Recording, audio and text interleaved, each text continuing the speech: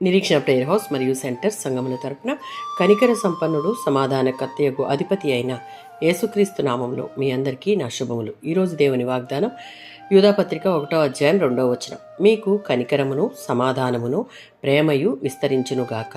యూదాపత్రికను యేసుక్రీస్తు సహోదరుడైన యూదా రాశాడు. ఆ కాలంలో సంఘంలో తప్పుడు బోధకులు ప్రవేశించారు. వారు దేవుని కృపను దుర్వినియోగం చేస్తూ పాపాన్ని సమర్థించారు. ఆ క్రమంలో విశ్వాసులు ఆత్మీయంగా గందరగోళానికి లోనవుతూ ఉన్నారు.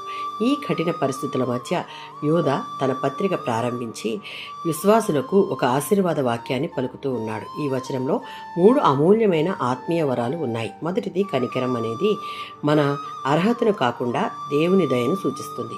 తీర్పు రావాల్సిన చోట క్షమను చూపే దేవుని స్వభావాన్ని చూపిస్తుంది. రెండవది సమాధానం అంటే మనకున్న పరిస్థితులపై ఆధారపడని మరియు దేవునితో ఉన్న సంబంధం వల్ల వచ్చేటటువంటి శాంతి మరియు హృదయంలో కలత లేకుండా నిలబడే స్థితిని సూచిస్తుంది.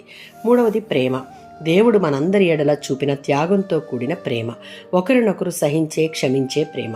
ఈ 3 యూదా విస్తరించునుగాక అని ఒక ప్రార్థన రూపంలో చెప్తూ ఉన్నాడు. అంటే రోజు రోజుకి పెరగాలి అని. విలాపవాక్యములు 3వ అధ్యాయం 22-23 వచనాలలో దేవుని కనికరం మన మీద ఉన్నది కనుకనే మనం నాశనం కాకుండా ఉన్నాము. ఆయన మన ఎడల కనికరం చాలా విలువైనదిగా గమనించాలి. ప్రతి ఉదయం నూతనంగా లభించే విధంగా దానిని ఆయన సిద్ధపరిచాడు. విశ్వాసులంగా మనం ప్రతిదినము ఆ కృపను అనుభవించే అర్హతను పొందుకోవాలి. యోహాను సువార్త 14:27.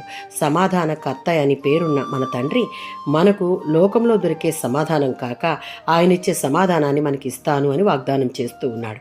రోమీయులకు రాసిన పత్రిక 5:5లో ఉన్నట్లు ప్రేమయ్య ఉన్న దేవుడు మనను ప్రేమిస్తూ ఉన్నాడు. ఆ ప్రేమ శాశ్వతమైనది. వీటన్నిటిని మన జీవితాల్లో విస్తరించుకుందుము గాక. ఆమేన్.